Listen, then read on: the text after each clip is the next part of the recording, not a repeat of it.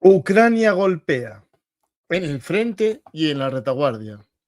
Teniente general ruso eliminado. Moscú ya no es segura.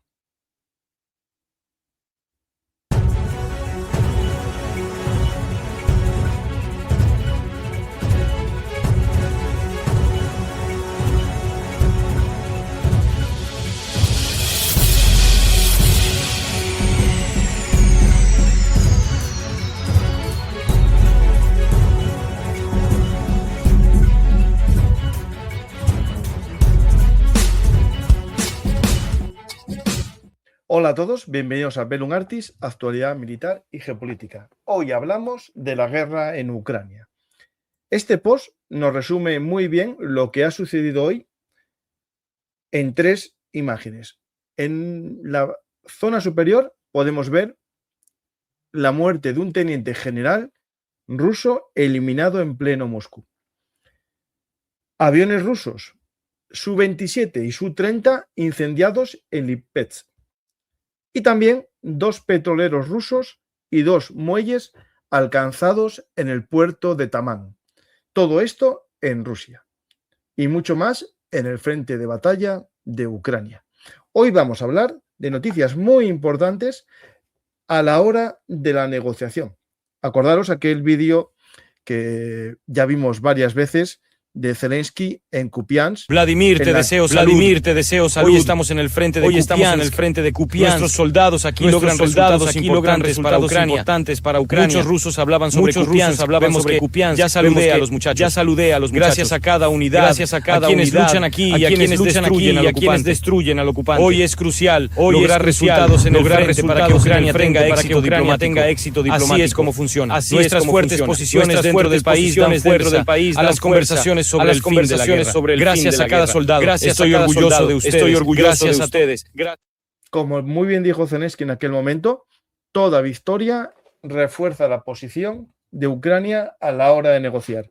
Hoy mismo Zelensky nos lo recuerda que se está negociando en Miami y Ucrania necesita poner sobre la mesa actos de poder. Y lo estamos viendo en los últimos días, en los que Ucrania recupera territorio en Kupiansk y también vemos acciones de combate en Chasiv Yar. Vimos un contraataque ucraniano también muy potente en Pokrovsk. E iremos viendo también eliminación de los intentos rusos de forzar también con un golpe de fuerza en la negociación. Vamos a hablar de todo esto y mucho más, pero vamos a empezar. Creo yo que podemos empezar con lo que ha pasado en Moscú, en el pleno corazón de Moscú. Tenemos la noticia, ¿no?, de otro ataque, podemos decir, de guerrillas, de partisanos o de operaciones especiales ucranianas en la retaguardia. Todo con la muerte de un teniente general, Fanil Sharbarov, que podemos decir que es un mensaje al Estado Mayor ruso que en ningún lugar van a estar tranquilos, ni en la puerta de sus casa, y tampoco, como ya vimos varias veces, con sus amantes masculinos, cuando uno de ellos fue pagado, en el caso de un piloto oficial del aire ruso, cuando su amante de una cita de internet fue pagado para que pusiese fin a su vida. Vamos a hablar de ello y mucho más, y empezamos este programa que espero que os sirva para saber qué está sucediendo en Moscú y en la guerra de Ucrania. Como siempre, recordar que estamos abiertos a las preguntas. Empezamos un poco con la muerte de este oficial del Estado Mayor, encargado de operaciones secretas del Estado Mayor de Rusia. Una explosión por una bomba Lapa colocada en su vehículo, que no es la primera vez que pasa. Aquí nuestro amigo Marc Ginedas lo explica. Nos dice que era uno de los principales oficiales del Estado Mayor ruso. Y también nos habla un poco de que el ataque fue a 150 metros de un edificio donde residen oficiales del GRU, el temido Servicio de Inteligencia Militar ruso. En resumen, para Kalitin, que es el periodista con el que habla Mark Ginedas.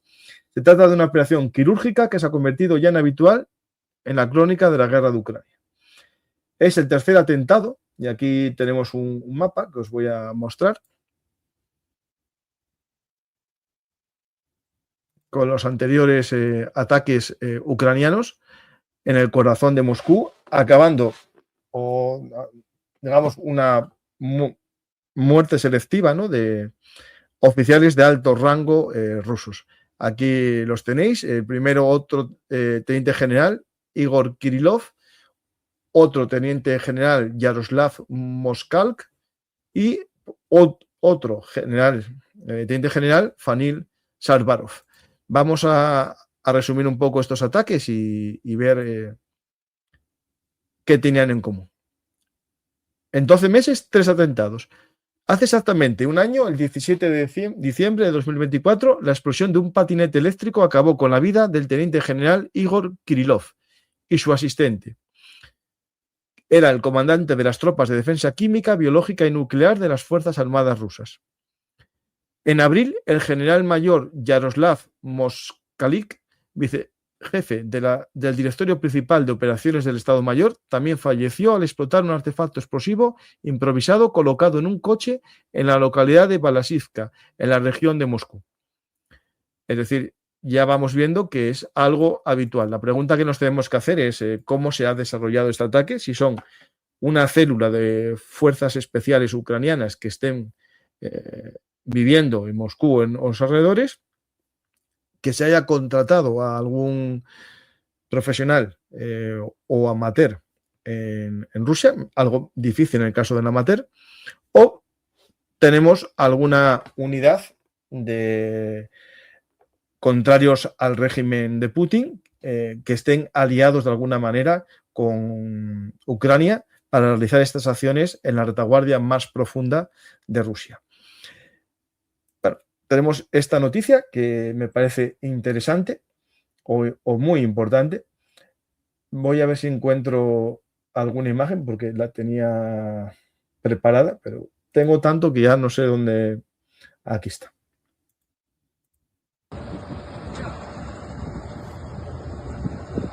El lugar de la explosión del coche. No ha producido muchos daños, fue un explosivo muy pequeño, justo para producir la muerte del objetivo.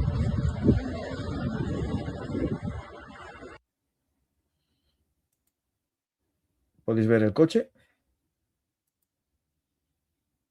De aquí un poco la explosión, desde una vista aérea. Vamos a ver también las otras acciones que hubo hoy. Todo esto se complica porque hay también otro panorama muy complejo de contraataques y ataques ucranianos que vamos a intentar ver después poco a poco.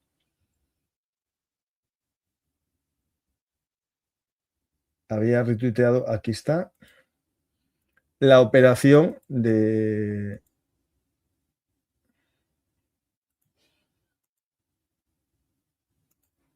GUR contra aviones rusos Su-30 y Su-27 que vais a ver en este vídeo. Aquí habla de las matrículas de los aviones, el 12 y el 82.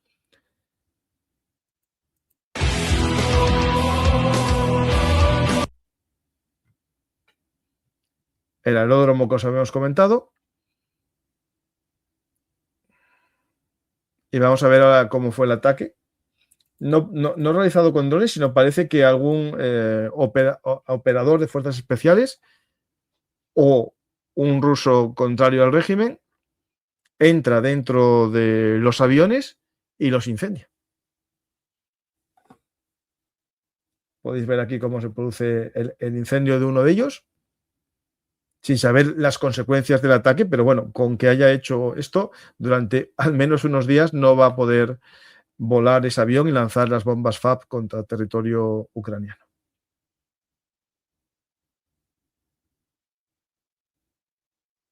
Bueno, el incendio parece bastante considerable. Y aquí el otro avión. El tema es cómo pueden hacer esto sin miedo a la vigilancia. No estarán muy bien vigilados los aeródromos, es lo que me viene a mí a la cabeza, nada más ver estas imágenes. Seguimos viendo más, bueno, los dos aviones serían tipo porque uno era naval, si no recuerdo mal.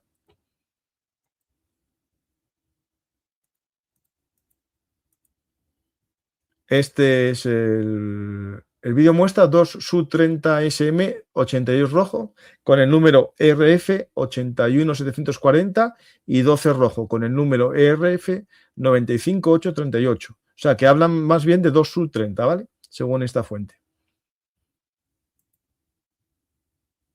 Y el Su-30 es la configuración naval, ¿no? de este barco. Recordar que ya no lo usan en configuración naval porque dieron de baja su portaaviones. Rusia no tiene portaaviones y no fue atacado por Ucrania, sino que fue atacado por la falta de presupuesto y varios incendios que se produjeron en los astilleros durante las obras de reparación. Digamos que en vez de ir a reparar, aquí se ve esta pieza, los canars de ambos aviones que identifican, ¿no? El tipo de avión que es.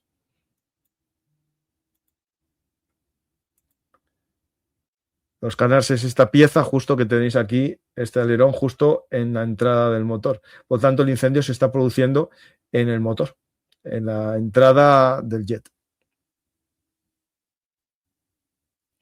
Sí, esto es tan alucinante, dicen por aquí, como piratear la cámara de la base naval de Novorossiysk. Cierto, me parece que es fuertísimo, pero bueno, eso se puede hacer dentro del tema.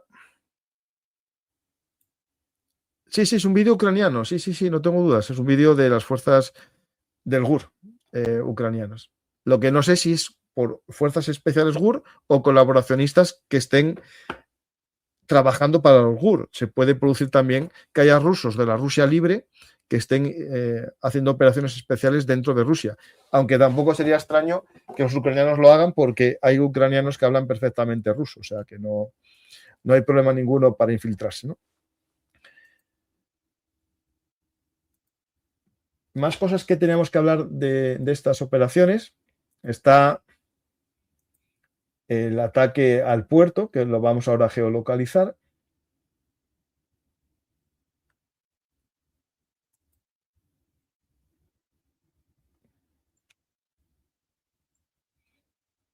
Un segundito. Recordar que estamos hablando solo de operaciones en la retaguardia. Después hablaremos de lo que pasa, ¿no? En el interior de Ucrania. Bien, aquí tenemos el ataque al puerto de Tamán. Podéis ver dónde está, lo vamos a buscar ahora mismo.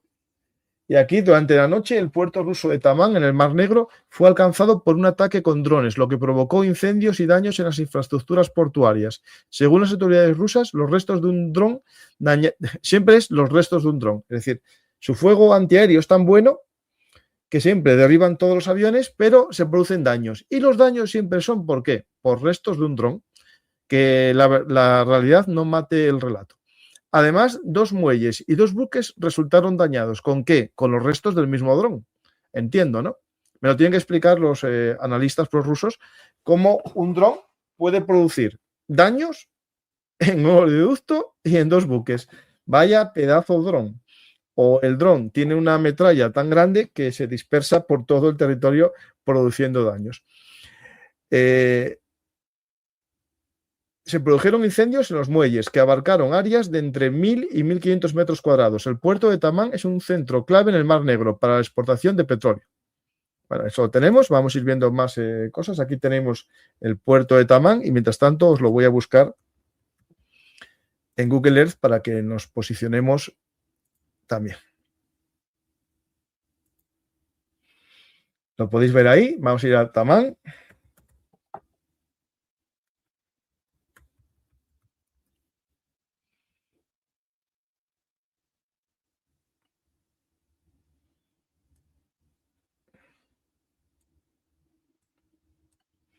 Tenemos aquí el puerto de Tamán. Aquí lo podéis ver. La geoposición. podéis ver la zona de los oleoductos, lo vamos a buscar ahora mismo, pero aquí tenéis un muelle de los de exportación de petróleo, lo podéis ver, cómo están haciendo la ampliación. Aquí otro de esos muelles que sirven para la exportación del petróleo ruso. Y aquí hay unos oleoductos que vamos a intentar ahora buscar para situarlos mejor, ¿vale? Pues seguimos buscando esta noticia de la geoposición. El gran incendio provocado por los restos antiaéreos.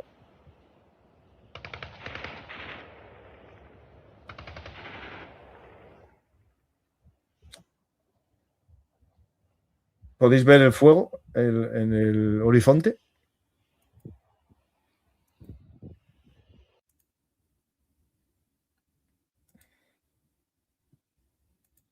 Aquí tenemos el fuego en las instalaciones de Tamán. Otra imagen del incendio. Y podemos ver aquí también las instalaciones de Tamán. Un camión incendiado. Una columna de humo. Y lo más interesante, podéis apreciar aquí, yo creo que se ve restos de una red que se instaló en algún depósito, como ya vimos, ¿no? No, el miércoles no va a haber frente de batalla. ¿No? El jueves creo que tampoco, y puede que lo haya el viernes, ¿vale? Tenemos que estar a hablarlo ahí, hay opciones de que lo haya el viernes, ¿vale? Pero el miércoles no. El miércoles es el día de Navidad, Nochebuena, un día de familia. Navidad es otra cosa porque a la noche, ¿no? Ya cambia todo, pero no, el día de Nochebuena no.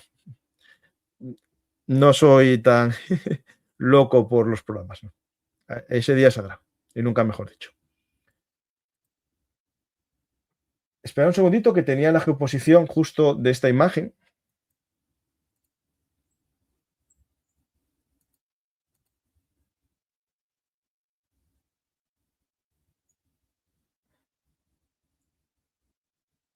Mirad todo lo que tengo aquí para contaros, ¿eh? Aquí está.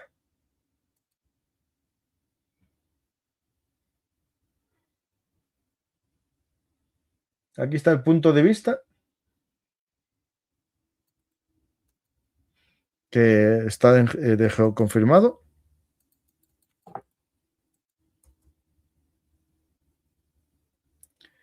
Es decir, el vídeo se ve desde aquí.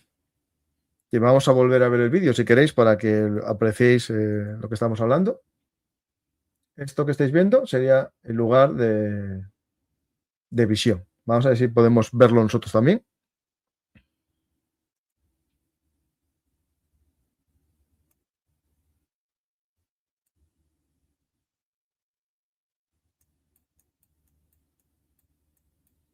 Un poco por aquí sería así, parece. Por lo tanto, lo que está ardiendo es más o menos para aquel lado.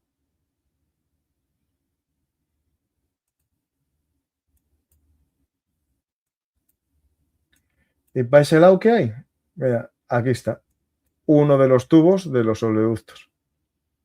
Por lo tanto, se impactó por algún sitio de estos en los que los oleoductos están al aire libre y se dirigen hacia un punto de extracción. Otro ataque más a la venta de petróleo ruso, lo que llamamos coloquialmente en Bellum Artis las sanciones cinéticas, que se están sumando a las sanciones económicas impuestas por Estados Unidos, prohibiendo la compra de algunas de crudo de las empresas rusas, por ejemplo, Rosneft. Esto lo digo porque justo coincide esto con otra noticia mala para las exportaciones rusas y para los prorrusos subvencionados, que es la bajada del petróleo ruso.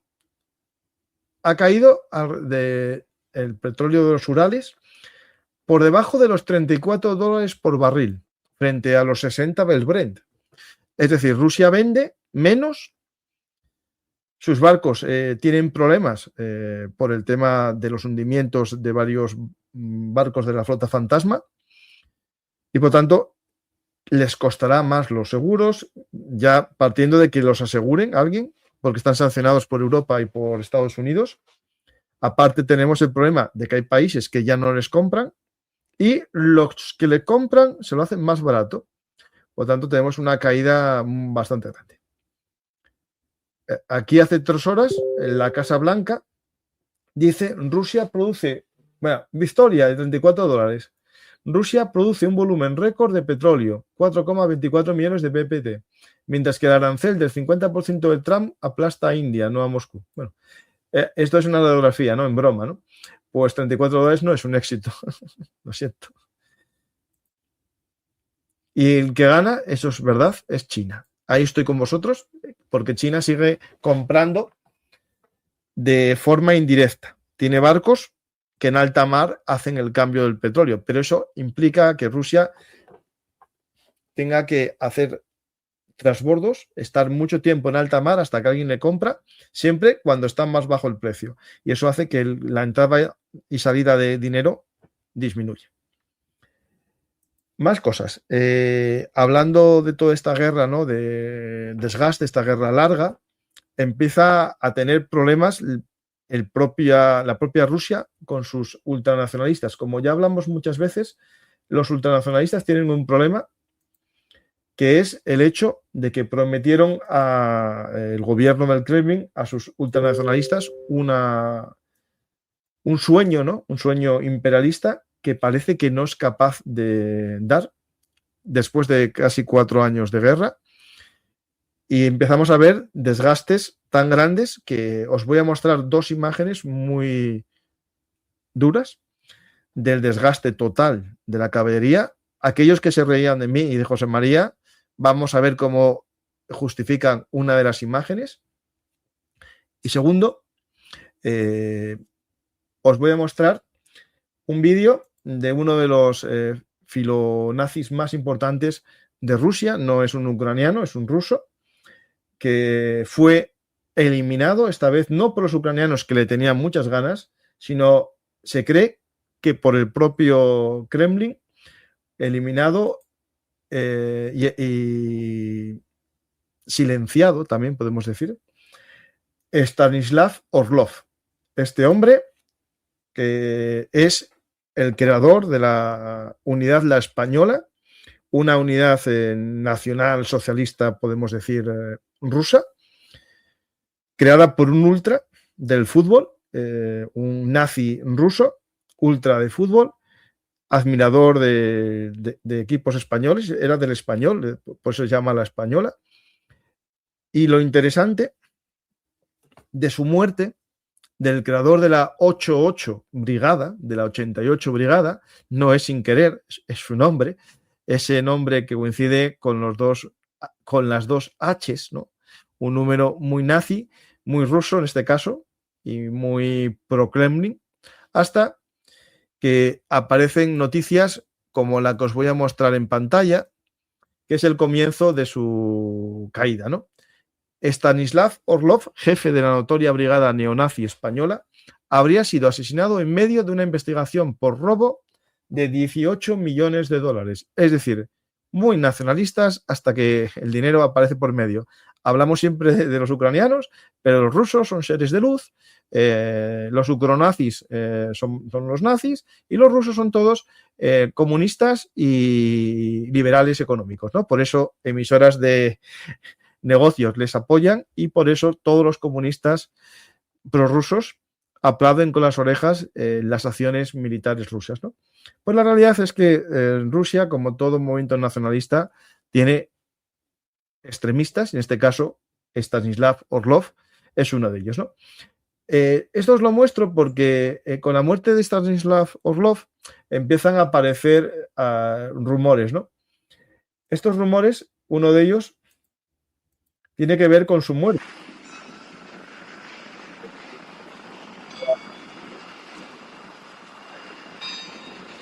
Reconstruida porque en época de Stalin se hizo una piscina allí.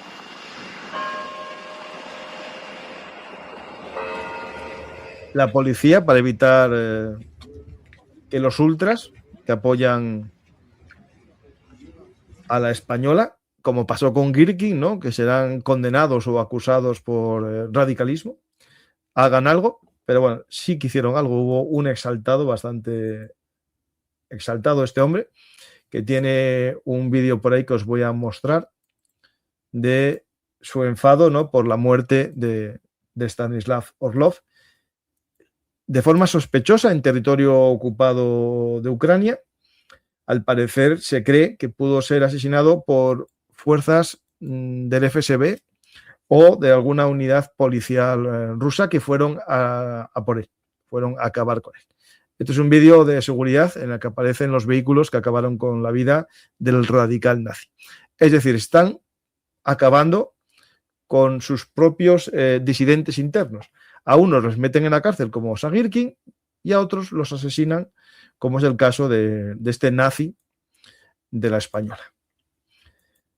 Porque es muy fácil insultar a los ucranianos y justificar, ¿no?, la conquista de su país porque hay nazis, pero nadie habla de los rusos nazis, ¿no?, que los hay también. Y los Nabol. Aquí tenéis las cámaras de seguridad.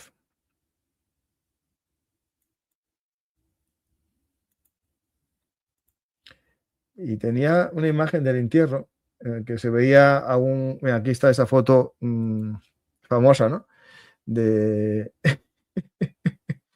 detrás una cabeza de las SS, una Totenkopf, la podéis ver. Y bueno, esta es la foto famosa de él cuando era ultra de fútbol, ¿no? Antes de... esta es ya de la guerra, sí. Aquí, otra calavera, sonriente. Es verdad que no está de medio perfil, como está la Totenkopf, pero bueno, qué raro, ¿no?, que toda esta gente siempre hablan de los ucranianos y nunca hablan de gente como esta, ¿no? Aquí tenemos el origen de esta unidad, que lo publiqué yo en mayo del 2023. Aquí tenemos estas calaveras tanto Totenkopf por todos los sitios. Y esto era el reclamo cuando se creó. Con el lema: las aventuras más geniales de tu vida, con una oportunidad real de salir con vida de estos rasguños y una recompensa decente. Pues purgas internas, acabar con los disidentes, pues todo esto porque se está negociando. Estos radicales no vienen bien a la hora de negociar en Miami. Dmitriev estuvo ya negociando con Estados Unidos ayer y decía que todo va bien y que hay puntos en común, porque a Rusia ya no le interesa alargar esta guerra. Digan lo que digan los prorrusos, la economía está dañada, los ejércitos están muy debilitados, aunque seguirán mandando gente a morir porque no hay un gran inconveniente. Hoy mismo hay una noticia que a mí me llama la atención.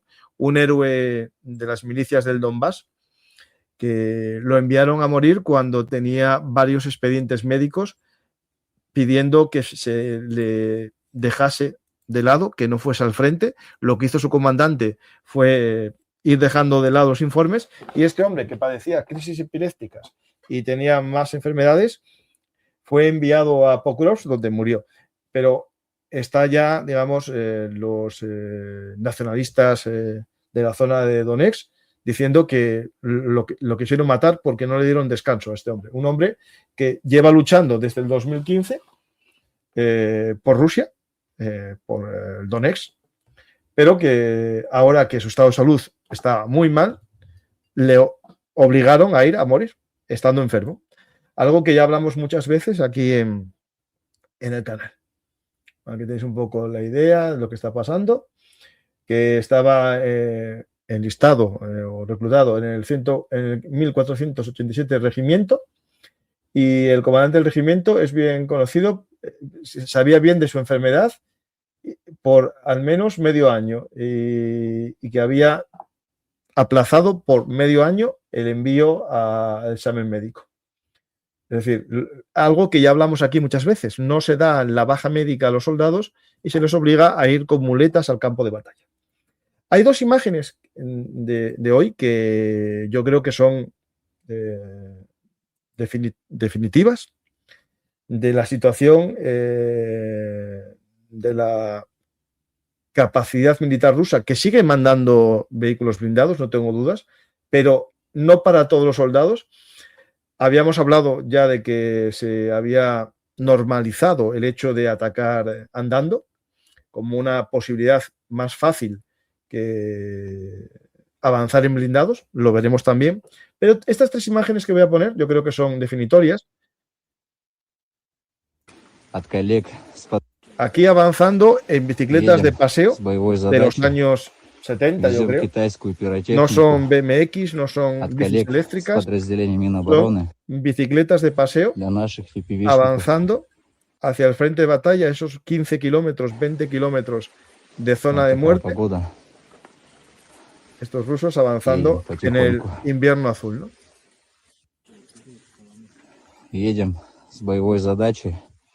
Después tenemos imágenes como esta, que ya no usan un granero, no usan un gallinero, están usando containers de barcos como protección de los carros de combate rusos. Aquí tenéis uno azul y después, como ya no hay dinero ni para pintar, mandan uno color naranja para darle más empaque. Ya sabemos de dónde vienen los famosos tanques tortugas. Esta es la zona de Paritorio, es una zona en las afueras de Donetsk. Y por otro lado tenemos también esta imagen que ya es el culmen. La tengo geoposicionada después. Esta es en la zona de Dnipro. Aquí está. Han llegado. Tras meses de aviso, tras meses de insultos, vimos caballos en la retaguardia, vimos caballos en Pokrovsk y hoy vimos ya la primera muerte confirmada de caballería ecuestre, caballería equina rusa. Me da pena por el caballo.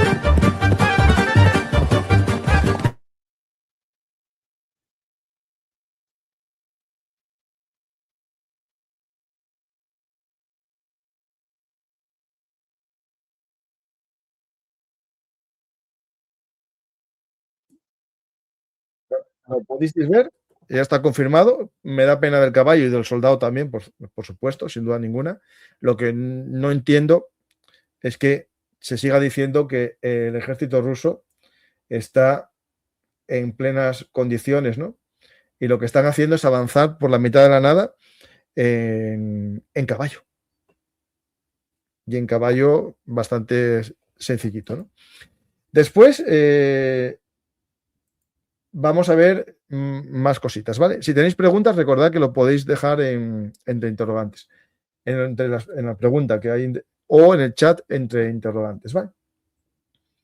Sobre esto sí tengo alguna cosa más, aparte de todo lo que quiero comentaros, que lo tengo más o menos ordenado de alguna manera.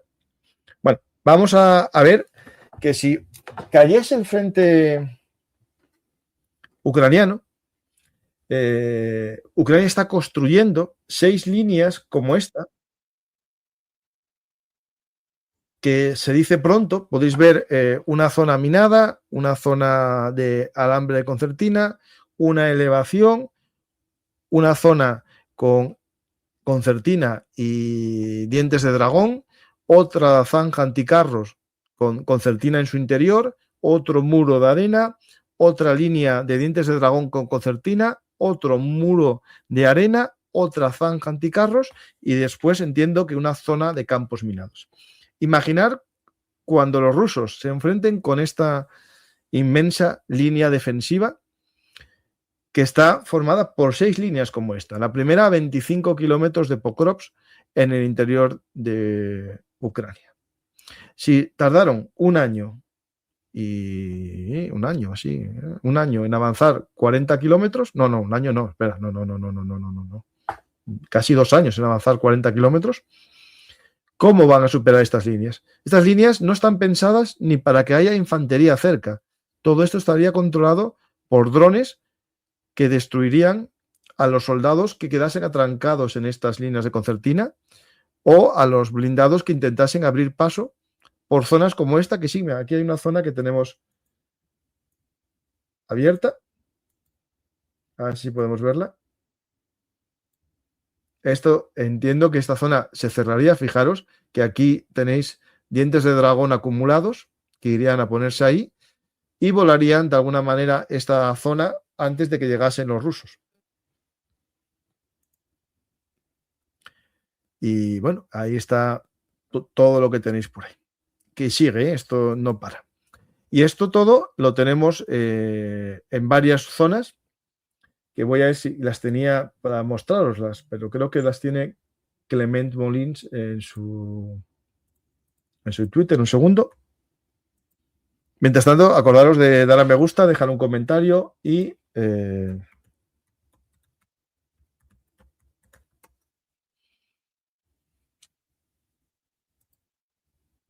este dato es muy interesante lo que pone aquí.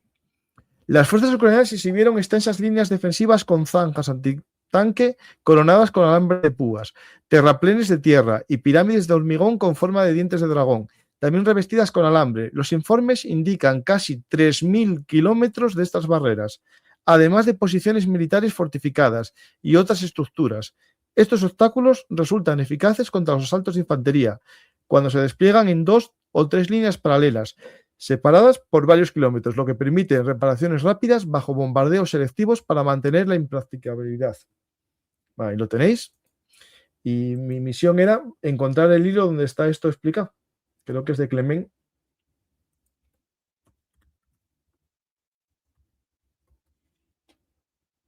Sí, sí, batidas por fuego de artillería y también por drones, seguro.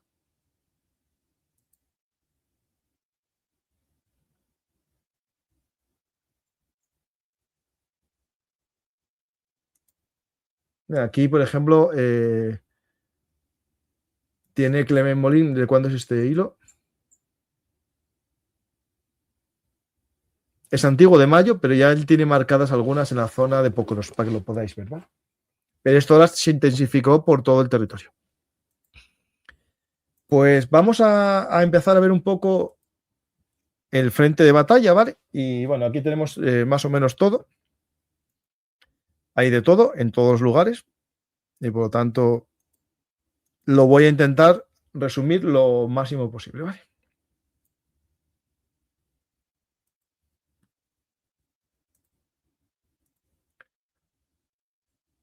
¿Hay alguna noticia, sobre todo en la zona de Sumy? Bueno, poco, pero en Bochans hay vídeos de destrucción de vehículos de logística rusos. No hay grandes cambios tampoco en meses, tampoco ahí lo podéis ver. Hay alguna consolidación rusa en el centro, digamos que avanzaron.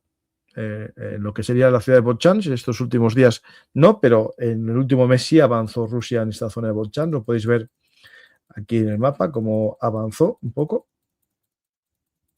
Aquí, con la superación del río. Esto es una mala noticia para Ucrania, que logró durante mucho tiempo proteger Bochans y podemos decir que ahora estaría casi al 90% en manos rusas, tras meses o años de ataques constantes. En la zona de Kupiansk, que es la zona que es más noticia en los últimos días, ¿no? Yo creo que hay que analizarlo, lo que está pasando.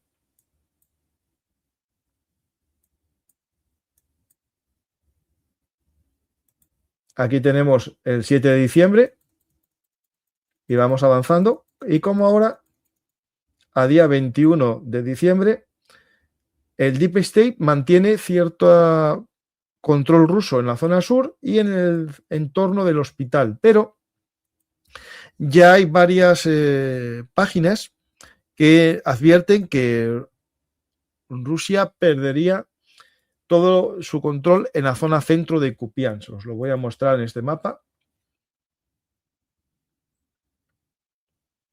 Y le quedaría solo parte de sus hombres en la zona sur a esos 700, 800 metros de donde estaba Zelensky en aquella foto. Por lo tanto, el poder que tiene Rusia en la zona de Kupiansk es muy pequeño, ya que podemos decir que Zelensky se atrevió a estar allí porque vieron que no era demasiado peligroso la guarnición rusa que estaba. Aquí tenéis, según esta página y en más que he visto, cómo limpiaron ya la zona del hospital y solo queda la zona sur de la ciudad. E incluso se habla de intentos de huida rusos masivos. Voy a ver si encuentro alguna última noticia de Kupiansk.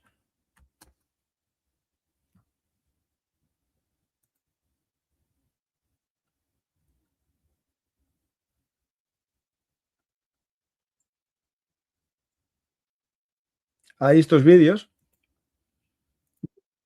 Intentos de retirada rusa.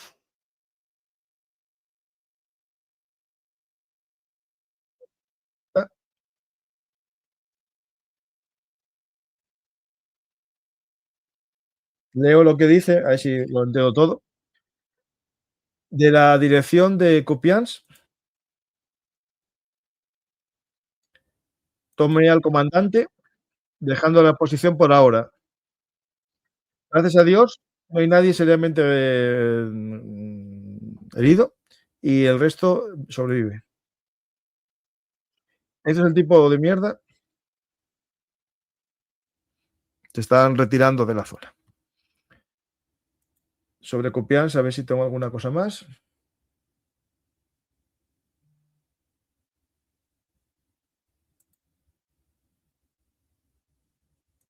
Esto es algo que vimos ya varias veces. Estos soldados que no llevan armas, muchos de ellos, y son digamos, los muleros o hombres de logística.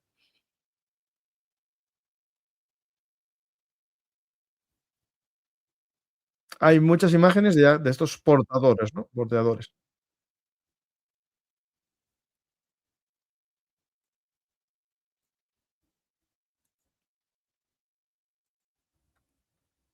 Sobre el mapa vamos a ir viendo más cositas. Déjame buscar si encuentro algo más. No, esto no encuentro más.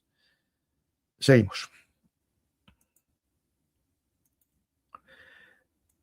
En la zona de Sivers, las noticias nos vamos a Liman. En Liman sigue resistiendo el frente ucraniano. No hay grandes pérdidas en la zona de Liman debido a una defensa perfecta vía drones. Y os voy a poner aquí una imagen que yo creo que es espectacular desde mi punto de vista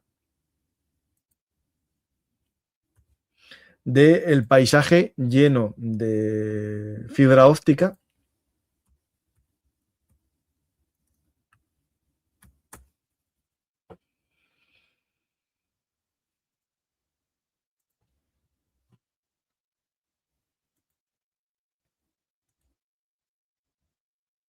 Podéis ver, esto es la zona de Lima, todo lleno de fibra óptica de los drones que sobrevuelan la ciudad de Lima en dirección a las posiciones rusas para ir frenando los avances. Esto es espectacular, por decir algo, cómo la defensa ucraniana se basa completamente en los drones y ya en estos de fibra óptica que no hay interferencias, ¿no? Pero hablando de drones, os voy a mostrar un invento ucraniano que yo creo que ya es espectacular, por no decir más. Espera un momentín.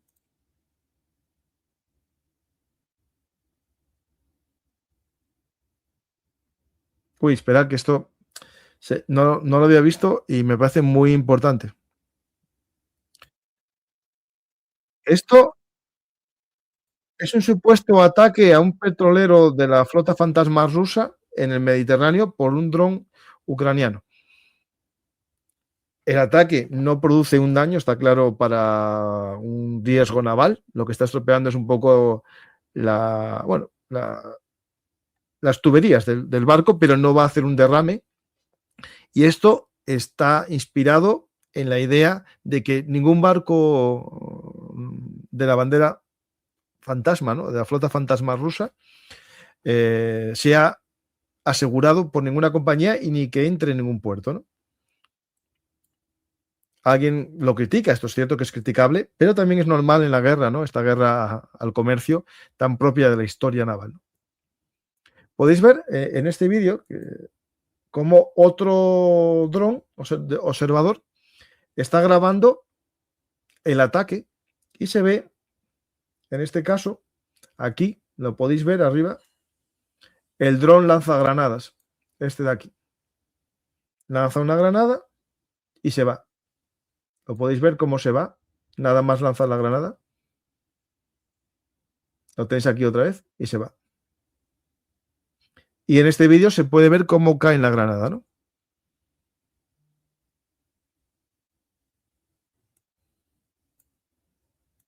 Seguimos yendo al tema que nos venía encima, que eran los drones, perdonad, que me dispersé, pero me parece muy interesante. Este invento que acaba de hacer Ucrania, yo os lo voy a mostrar y después os digo para qué sirve.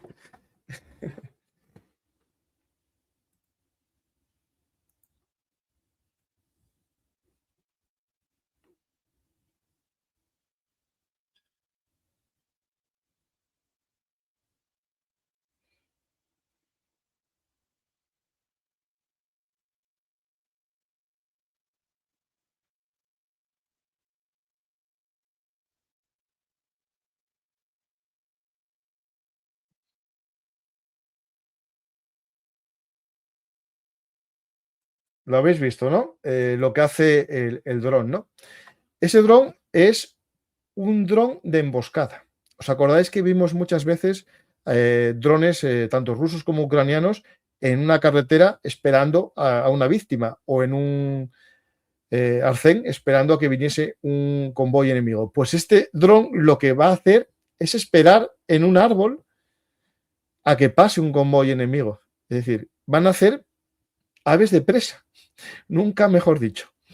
La verdad, es impresionante. Y van a estar al acecho. Muy bien dicho. Seguimos con Sivers, que ahí sí que la noticia sigue siendo mala para Ucrania. No ha cambiado mucho el mapa, vamos a verlo ahora mismo, de la semana pasada cuando hicimos en frente de batalla el programa. Estamos aquí en Sivers. Está en una situación muy similar, el intento ruso de tomar esta colina que está bien protegida. Sigue igual, no hay grandes cambios, pero podemos decir que la ciudad de Sivers sí ha caído en manos rusas y no es buena noticia, porque ya hablamos muchas veces con José María, que en frente de batalla los miércoles en el canal de Historia, que os invito a seguir, que es una zona que se protegió muy bien, pero las tropas ucranianas se sacaron de allí para defender otras áreas como Pokrovsk o otros frentes y fueron debilitando la posición. Y bueno, al final cayó en manos rusas y esto es así. Seguimos viendo el mapa y nos vamos a Chasillar. En Chasillar, Rusia no ha logrado salir de la ciudad tras tomarlas casi hace un año y vamos a ver unas imágenes que me parecen muy impactantes en la zona de Chasillar.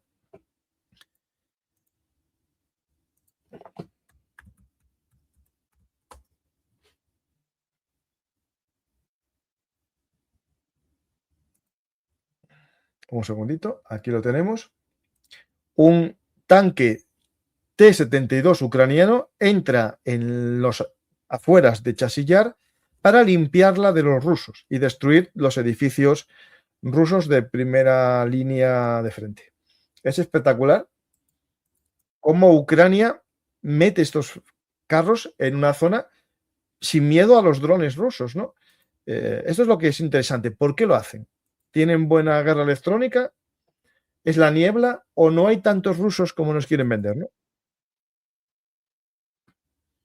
Podéis ver aquí el T-72 sin grandes jaulas, como hacen los ucranianos, los rusos. Los ucranianos optan por el blindaje reactivo y por alguna jaula gallinero, es decir, con alguna red o poco más, pero no hacen meter un granero ni un container para proteger el blindaje, porque el blindaje es mejor, el de este T-72 con ladrillos reactivos, que los rusos, que no tienen esas mejoras en gran cantidad. Aquí podéis ver que está disparando sin miedo a la oposición, pero lo interesante que podéis ver es cómo está de destruido toda la ciudad y todo el campo quemado, ¿no? Es decir, esto es un constante ataque para evitar que los rusos puedan salir de la ciudad y decir que siguen controlando la ciudad viviendo bajo tierra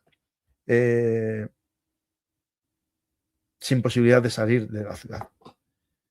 Por lo tanto, Ucrania sigue defendiendo muy bien este frente y se atreve a entrar. Y esto es algo que aviso aquí y tomemos nota. Si Ucrania hace esto en la línea de frente de Chasillar, a ver si no es dentro de un poco tiempo empezamos a ver contraataques ucranianos para recuperar posiciones en esta ciudad. Ya sería una gran noticia, ¿no? Chasillar, os recuerdo, dónde está, y que desde la muerte de Prigozhin en mayo del 2023, perdonad, el golpe, la caída de Prigozhin hacia el 20 de mayo del 23, el golpe de Estado en julio, ¿no? Más o menos, y su muerte, bueno, algunos dicen que está viviendo en Venezuela, pero no me lo creo. Rusia en este frente, desde Bakhmut, avanzó 10 kilómetros y no es capaz de salir en esta posición hacia Konstantinivka. Y Ucrania está combatiendo en esta zona de edificios altos, yo creo que está por aquí. Lo voy a buscar ahora mismo, que creo que está geoposicionado. Aquellos que dicen que grande es este canal, por favor, que lo apoyen, que den a me gusta, dejen un comentario, se suscriban, porque cada vez se suscribe menos gente, lo ve gente, pero no logro engancharlos. Por tanto, si os gusta el canal, suscribiros, por favor. No vamos a dejar solo Internet para el relato prorruso, que maneja muy bien todas estas fuentes de información, pero no son muy fiables sus noticias de Rusia siempre vence, ¿no? A ver si consigo esta confirmación. Esperad, ¿eh?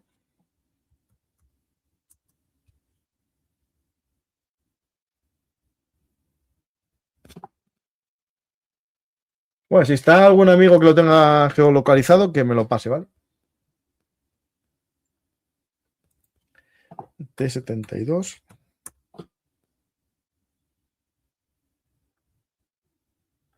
Bueno, no lo tengo. Bueno, seguimos avanzando en el frente, que yo creo que lo más interesante está por venir. Nos vamos a ir en el frente a la zona del parque de dinosaurios, sigue igual, esta zona sigue todo más o menos igual. Y en la zona de Pokrovsk estamos viendo que Ucrania sigue manteniendo esa zona gris en el norte. Minorat siguen combatiendo los ucranianos, no están cercados ni rendidos todos los ucranianos como lo quieren vender. Y Rusia está atacando en la zona de Racine. Intenta ampliar hacia Rodinsky las posiciones. Y lo intenta con todas sus fuerzas, pero no lo está logrando, como vamos a ver en este vídeo en Racine. Un segundito.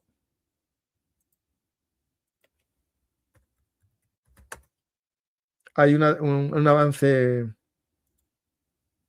ruso, una columna blindada que podéis ver. Aquí ya está destruido uno de los que intentaba regresar tras haber abierto la vía. Este sería, podemos decir, el vehículo de zapadores. Y avanza una columna blindada. Voy a avanzar un poco. Aquí ya empieza la destrucción de la columna.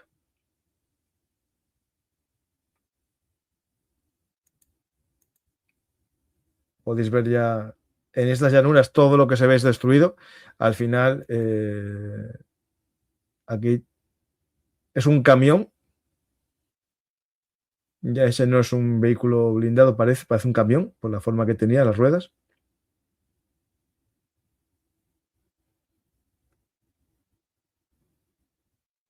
Como están determinando el siguiente objetivo a los drones.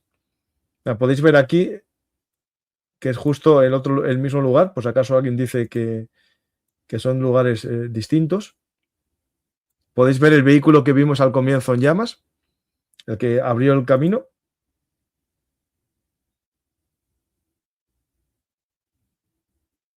Y la columna va a ir siendo destruida poco a poco por los ucranianos. Vamos a ir avanzando un poco. Bueno, aquí ya la infantería que sobrevive a los impactos es eliminada una a una, ¿no? Hablan de 7 blindados y un tanque destruidos en esta zona de Racine. Aquí los tiene geolocalizados Martín Tuitero, un poco la zona que intentan entrar, que es la ruta. Y al final, os quiero recordar siempre, esto es en julio, perdona, no es esto.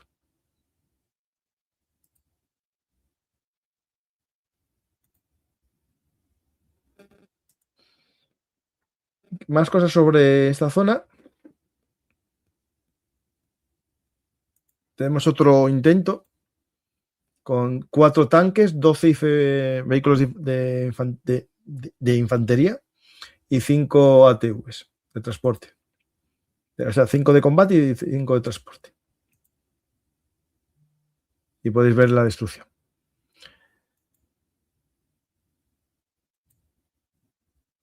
¿Por qué atacan con buen tiempo si sobrevuelan los drones? Porque el tiempo apremia. Vuelvo a recordar que la guerra es política, o la política es guerra.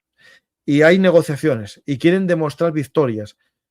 Ucrania quiere evitar que Pokrovsk caiga totalmente, y que caiga Minorat, y Rusia quiere tomarlo a toda costa para ir a la mesa de negociación con fuerza y pedir lo que le falta de Donetsk.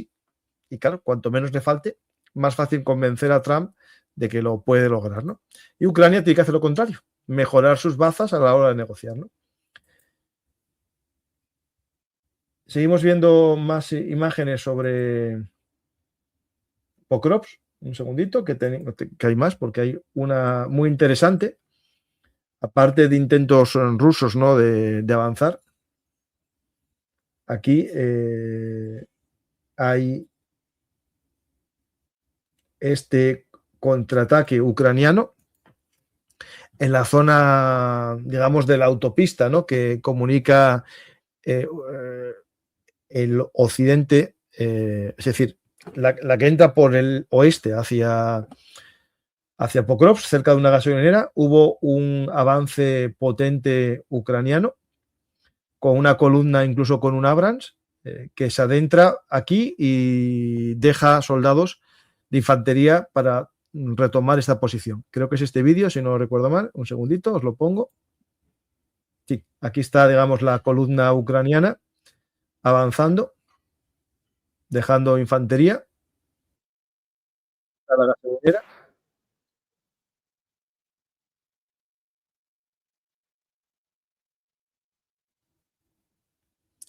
Creo que había un Abrams entre los carros de combate que entraron.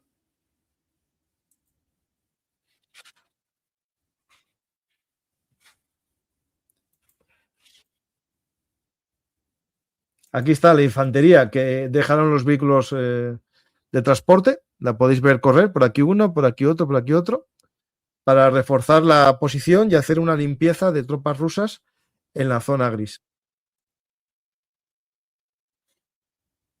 Podéis ver a los infantes cómo van a esconderse a puntos de esta zona gris del norte de la ciudad.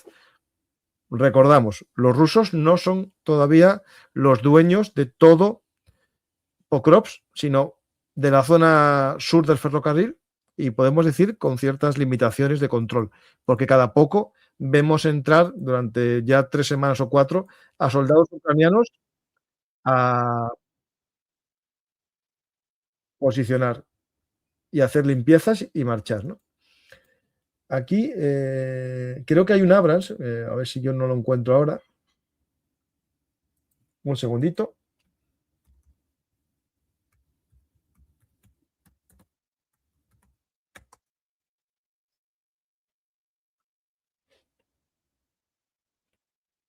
Sí, según Martín Tuitero, hay un Abrams que fue abandonado en esta zona. Por tanto, metieron un Abrams en uno de esos contraataques. Pero lo importante, que es lo que no queremos, no quieren reconocer muchos, es que estos vehículos, si os fijáis, no llevan esos graneros o containers, llevan ladrillos refractarios, balísticos, y llevan un pequeño entramado de red para evitar un golpe, digamos, cenital, ¿no? Un golpe desde el cielo de un dron. Pero pese a todo eso, los tripulantes sobreviven, abandonan el carro y cumple su misión, que es la de garantizar la supervivencia de la infantería, en este caso de los tripulantes, ¿no? Aquí podéis ver que, bueno, el estado de... Hay aquí algo de metralla, pero no fue destruido con uno.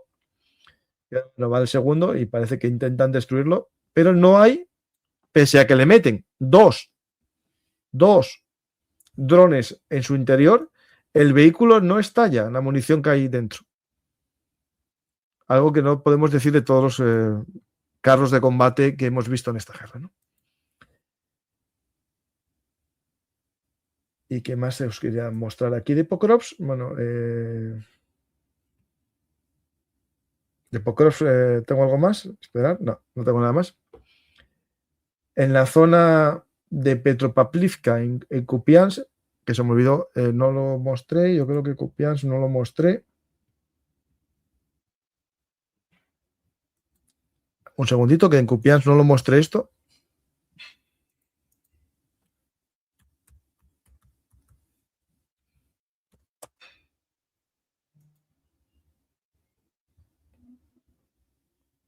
En la zona de Kupiansk, que se me olvidó, perdonad. En la zona de Kupiansk hubo un avance ucraniano en la zona de Petropavlivka. ¿Lo veis aquí? Hubo un pequeño contraataque ucraniano en esta zona. Petropavlivka está aquí, es decir, esta zona de por aquí mejoraron la posición ucraniana también. Vamos a Juliapole, ¿vale? Un segundito. En Juliapole no hay un gran avance ruso. Yo creo que sigue igual que la semana pasada, algún avance pequeño ruso. Espera, no estoy.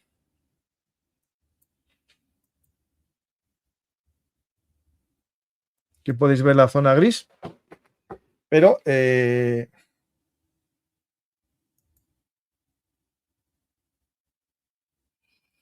voy a poneros un momentín que tenía algo de Juliapole. Un segundo, ¿eh?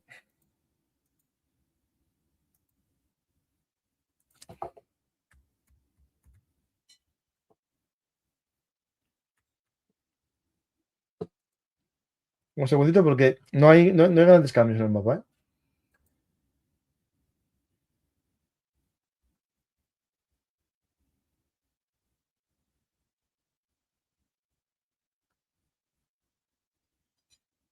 Este muestra muy parecido el escenario, no es grandes cambios. De Juliapole, perdonad, aquí lo tenéis. Voy a ver Pleifra, que creo que no tenía Pleifra.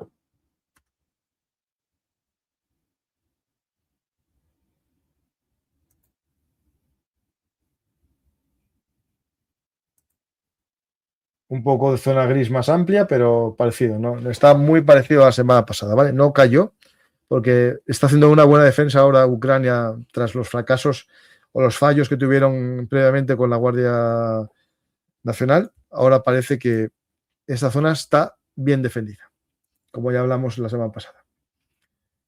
¿Y qué más? ¿No? Y después, por ejemplo, en la zona ya del río Dnieper, tenía yo por aquí una noticia de un ataque, para que veamos un poco que la guerra incluso no es tranquila en ningún lado. Tenemos aquí en la zona de Serskivka, en la zona controlada por Rusia, cerca de la presa, ¿no?, de Novakakovka, un ataque a una posición, a un almacén, lo podéis ver, en los que Rusia guardaba varios sistemas Estrela 10. Este blindado que tiene unos lanzadores de...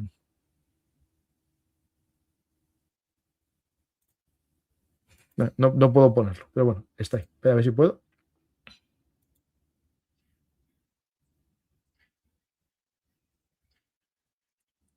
Un segundito que lo estoy poniendo.